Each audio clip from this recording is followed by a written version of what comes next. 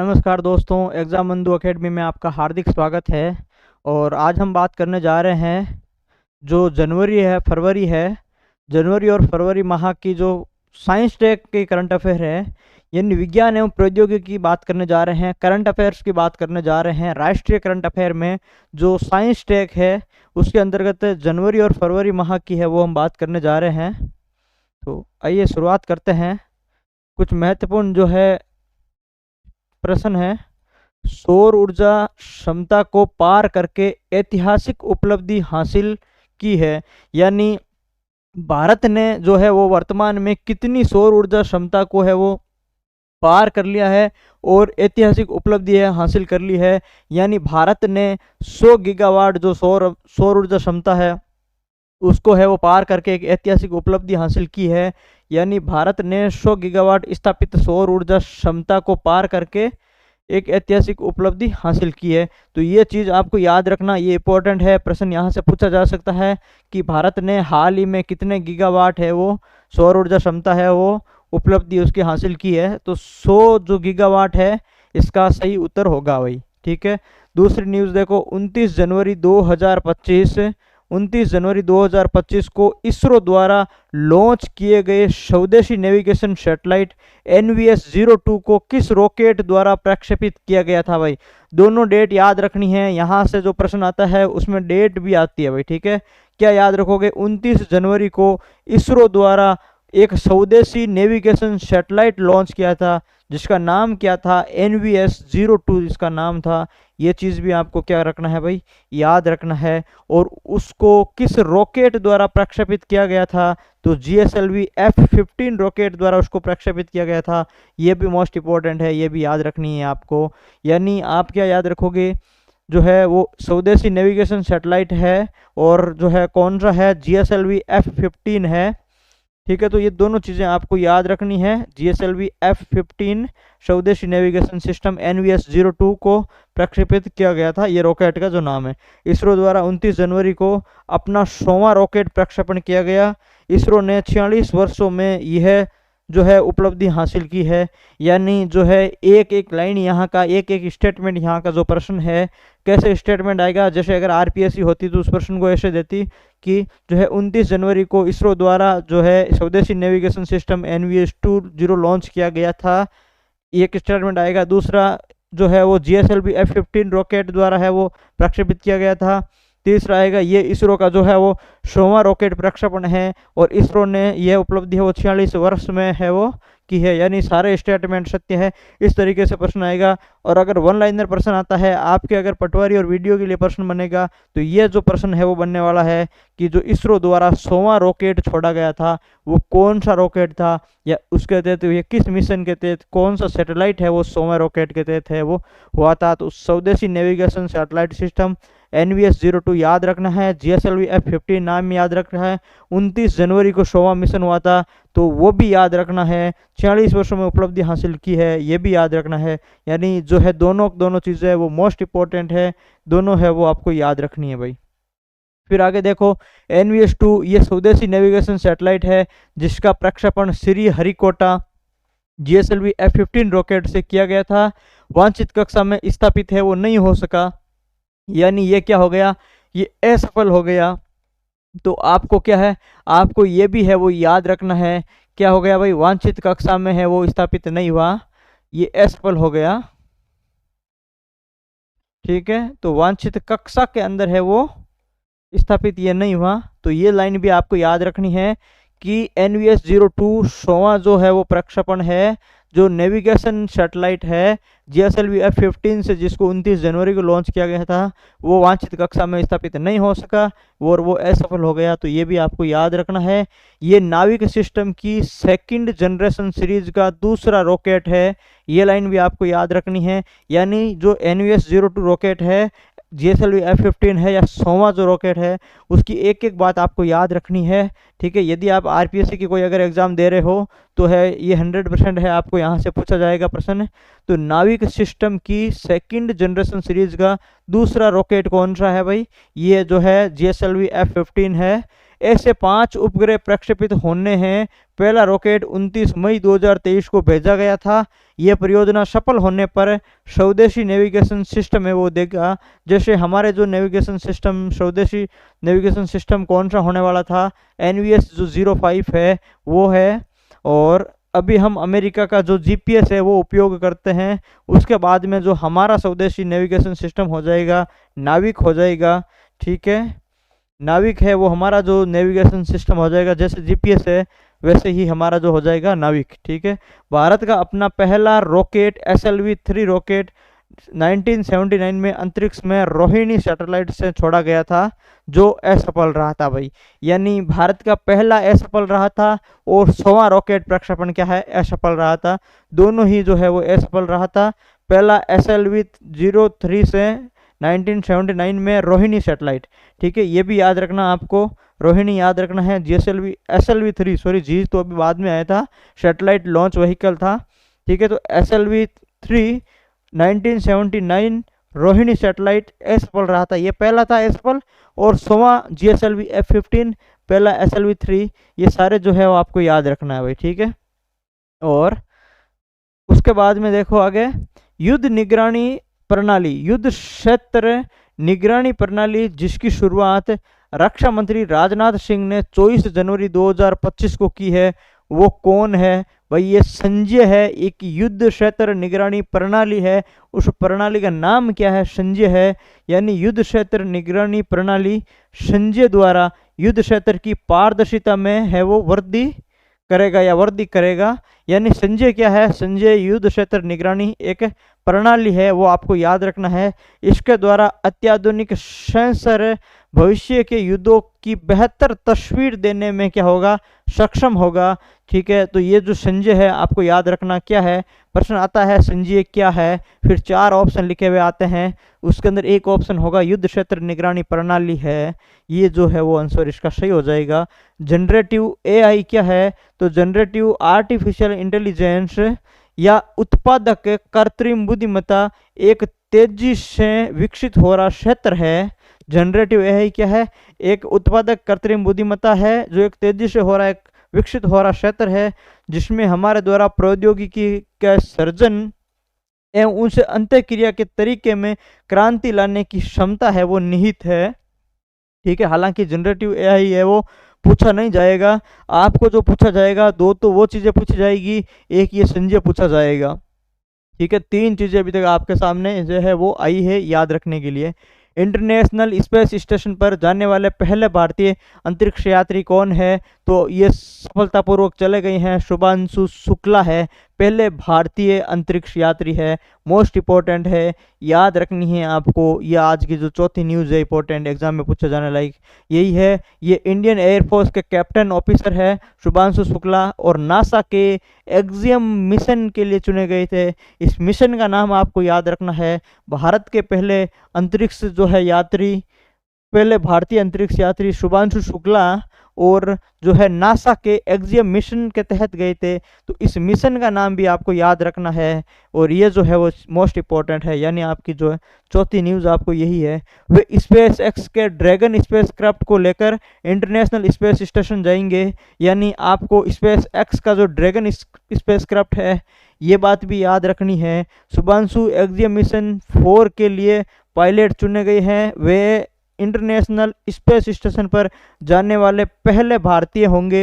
ये मिशन 14 दिन तक चलेगा। भारत का अंतरिक्ष में पहला मेड मिशन होगा, पहला मैन्ड मिशन होगा, जहां पर जो है एक मानव गया है। तो भारत का अंतरिक्ष में ये पहला मैन्ड मिशन है, और जो है वो अब ये सफलतापूर्वक चले गए हैं। तो जो ये मोस्ट इंपॉर्टेंट आपके लिए हो जाता है, जो संजय और शुभांशु शुक्ला, 2 ये मोस्ट इंपॉर्टेंट ये न्यूज़ हो गई, और 2 वो NVS और 100 गीगावाट। यानी चारों चीज़ें आपको याद रखनी है भाई। ठीक है, उसके बाद में आपको क्या याद रखना है?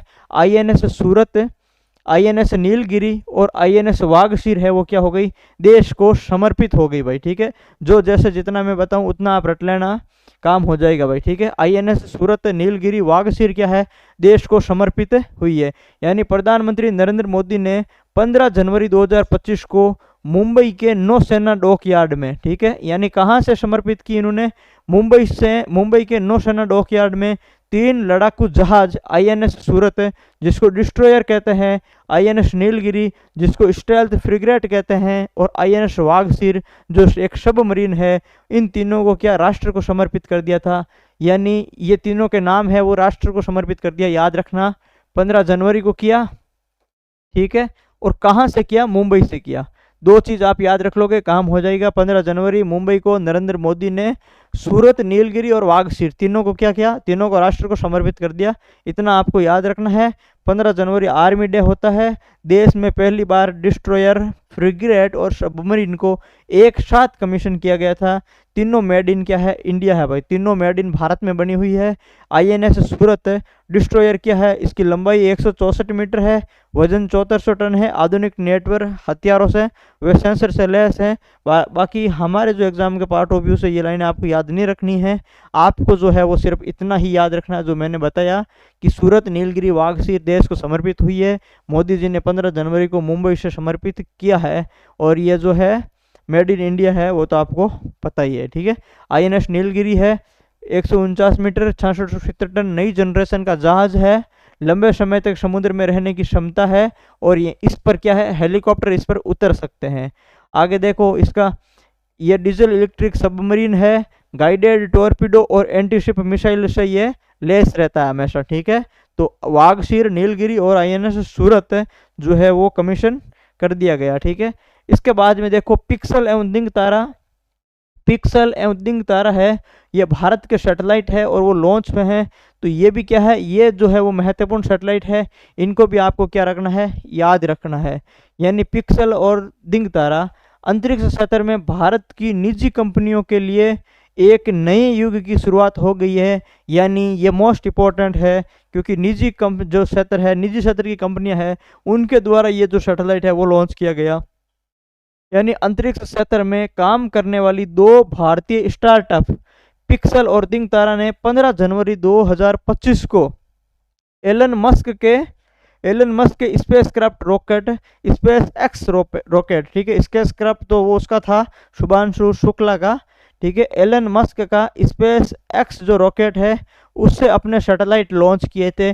किन किन कंपनियों ने सैटेलाइट लॉन्च किए थे, तो जो ये कंपनियां कौन सी है, एक तो पिक्सल कंपनी है और एक दिंग तारा, 2 भारतीय निजी कंपनी है। यानी 2 भारतीय टेक्नोलॉजी क्षेत्र में, जो निजी टेक्नोलॉजी के क्षेत्र में 2 भारतीय स्टार्टअप है, एक है पिक्सल और दूसरा है दिंग तारा। और इन दोनों ने अपने जो सैटेलाइट है वो अमेरिका के जो है एलन मस्क का जो स्पेस एक्स रॉकेट है उनके माध्यम से अपने जो सैटेलाइट है वो उन्होंने लॉन्च किए हैं। और ये सैटेलाइट पृथ्वी और उसके चक्कर लगाने वाली वस्तुओं की क्या करेंगे, निगरानी करेंगे भाई ये सैटेलाइट, ठीक है। तो यहाँ से है वो भारत की जो है निजी कंपनियां, और उनके पहले से जो सैटेलाइट है वो लॉन्च हुए हैं। यानी निजी क्षेत्र में अंतरिक्ष, भारतीय अंतरिक्ष का जो है वो निजी क्षेत्र में युग जो है इसमें पहली बार शुरुआत हुई है।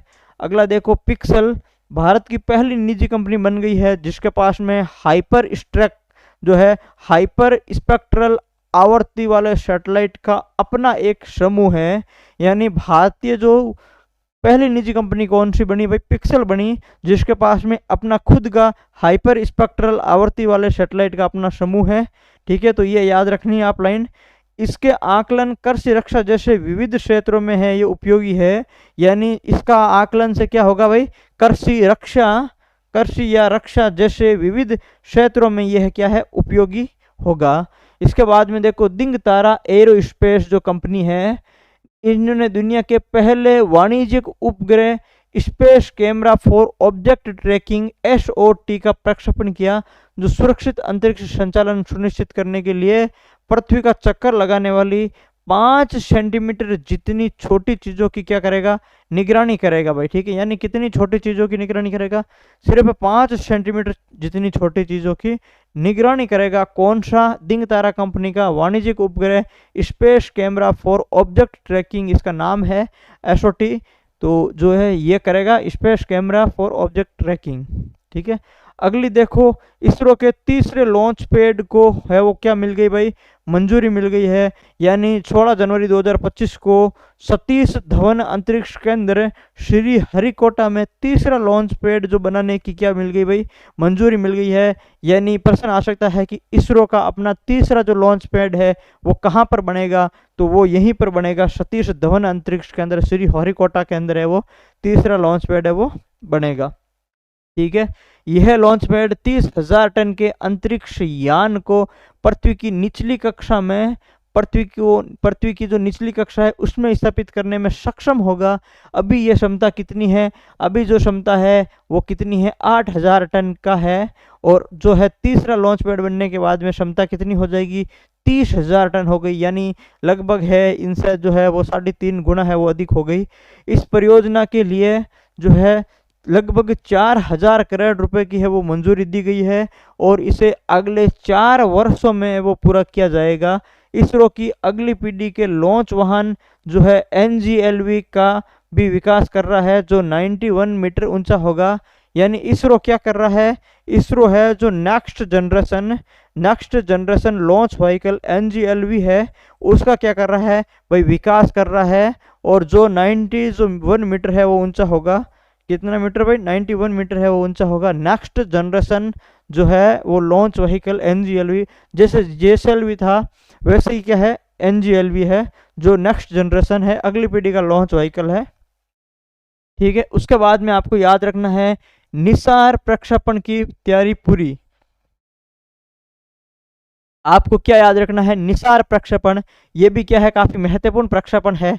निसार प्रक्षेपण भारत और जो नासा या इसरो और नासा या भारत और अमेरिका की जो है वो संयुक्त साझेदारी में वो निर्माण किया गया। इसरो और नासा की संयुक्त साझेदारी में वर्ष 2025 की पहली तिमाही में निसार का है वो प्रक्षेपण किया जाएगा।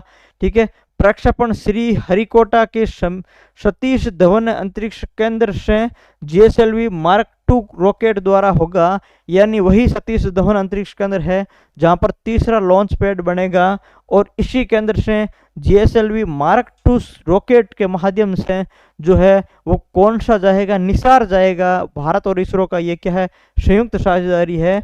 और इनके अन्य सैटेलाइट है जो पंक्ति में है, कौन कौन से, तो NVS-02 है वो अपने हमें पता है, हमने पढ़ा था, वो चला गया, 100वां मिशन था। ठीक है, और ये जो JSLV है वो F-15 से गया था और ये क्या हो गया, असफल हो गया था। क्या हो गया भाई, असफल हो गया था। तो ये सारी चीज़ें आपको है वो ध्यान रखना। ये नेविगेशन सैटेलाइट सिस्टम था।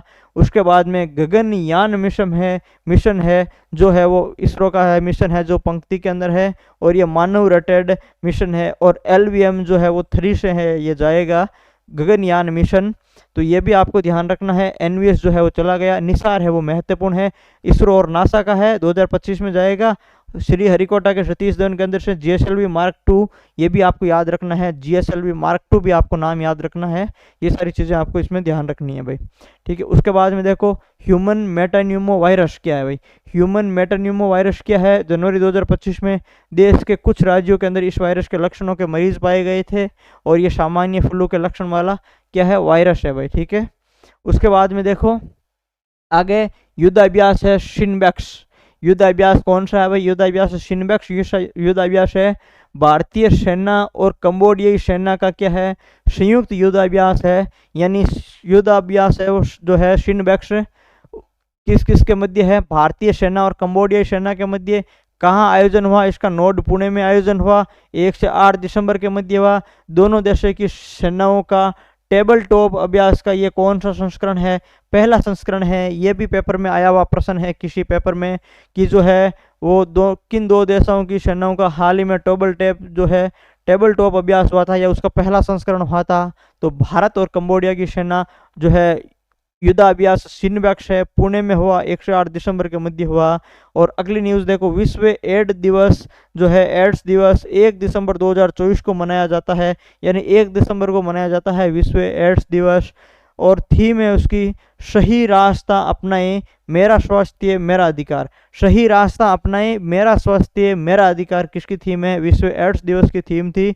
और ये जो है वो करंट अफेयर जो हम पढ़ रहे हैं टेक का, हम पढ़ रहे हैं दिसंबर माह से हमने शुरू किया था। दिसंबर, जनवरी और फरवरी इन तीनों का इसमें मिक्स है, ठीक है। युद्धाभ्यास है कौन सा? हरिमाऊ शक्ति युद्धाभ्यास है।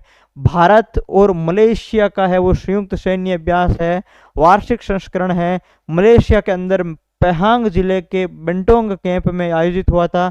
2 से 15 दिसंबर 2024 के मध्य जो है वो आयोजित हुआ था। दिसंबर का करंट अफेयर्स है। और आपको याद रखना है हरिमाऊ शक्ति है।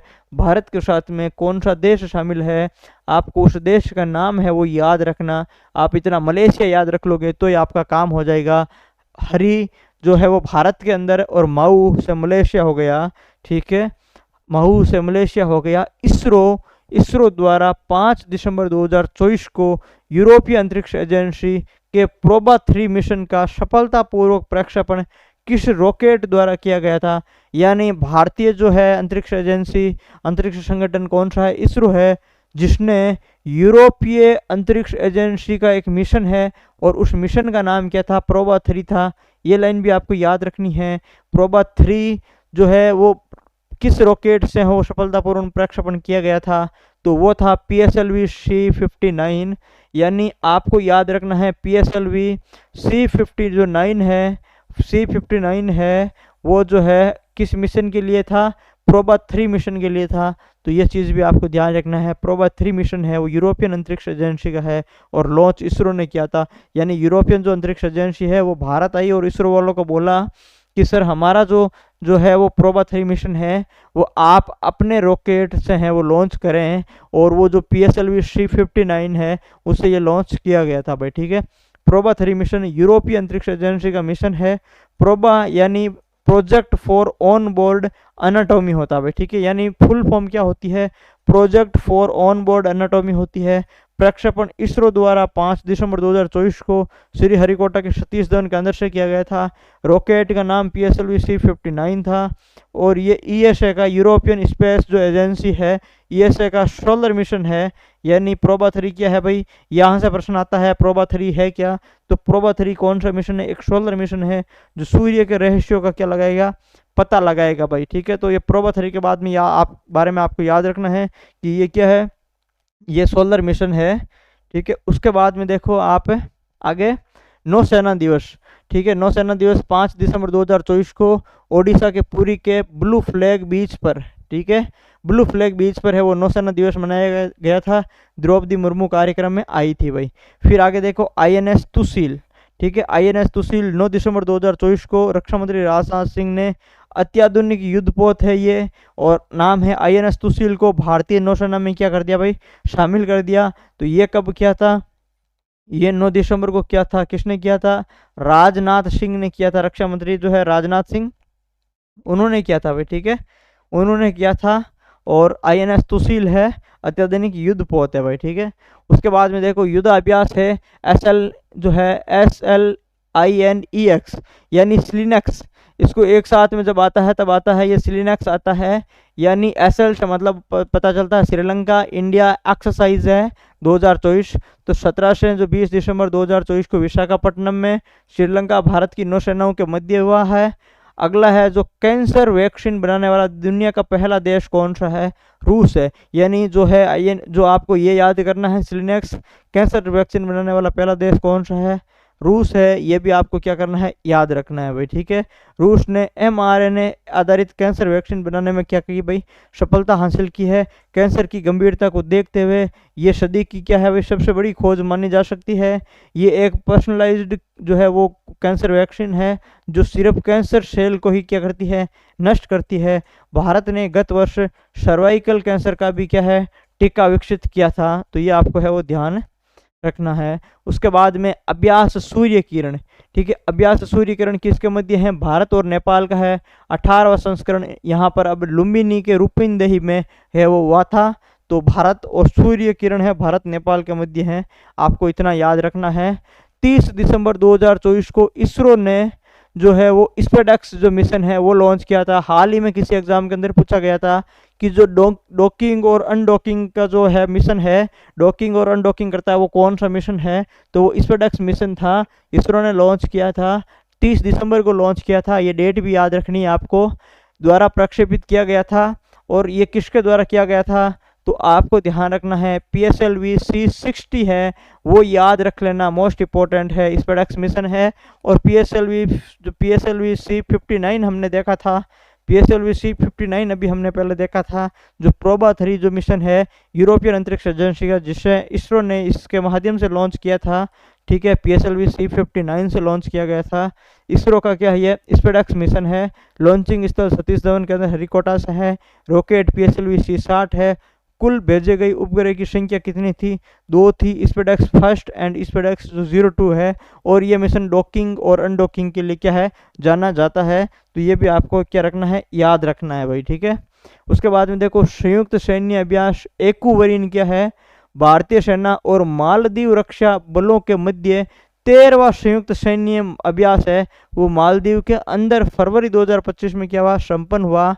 तो आता है संयुक्त सैन्य अभ्यास किन किन देशों के मध्य हैं, तो आपको याद रखना है मालदीव, ठीक है, और भारत। मालदीव देश का नाम याद रखना है, मालदीव में वे आता है, एक्वारीन में वे आता है, वैसे याद कर सकते हो आप कैसे भी, ठीक है। अगला है धार शक्ति, भारतीय वायुसेना पाकिस्तान और चीन की सीमाओं पर अपनी धार शक्ति इलेक्ट्रॉनिक वारफेयर सिस्टम को तैनात करेगा, ठीक है। यानी धार शक्ति इलेक्ट्रॉनिक वारफेयर जो है सिस्टम है, उसको तैनात करेगा भारत, पाकिस्तान और चीन की सीमा पर, ठीक है। यानी ये नया इलेक्ट्रॉनिक वारफेयर सिस्टम है, जो इजरायली स्कॉर्पियंस जी सिस्टम से कहीं बेहतर है, ठीक है।